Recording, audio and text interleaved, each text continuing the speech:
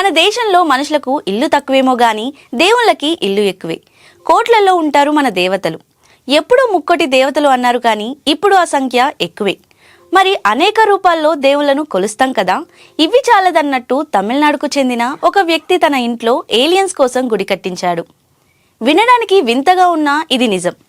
పైగా ఇందుకు గ్రహాంతవాసులు సమ్మతించారని ఆ భక్తుడు చెప్పడం మరో విశేషం.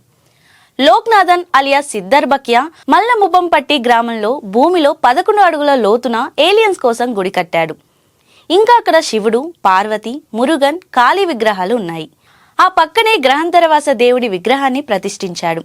కొంతమంది ఇది లోక్నాథన్ ఏవో నమ్మకాలతో చేసిన పని అంటున్నారు కానీ మొత్తం మీద ఈ గుడి మతం, విశ్వాసం, పూజా విధానాలకు ఉండే పరిమితుల గురించి కొత్త సందేహాలకు తావిస్తుంది. ఏదేమైనా గ్రహాంతరవాసుల విషయాలు, సినిమాలంటే కుర్రకారికి సరదాగా ఉంటుంది. అలాంటిది గ్రహాంతర దేవుడి ఆలయం మన దేశంలో ఉందంటే క్యూ కడతారేమో.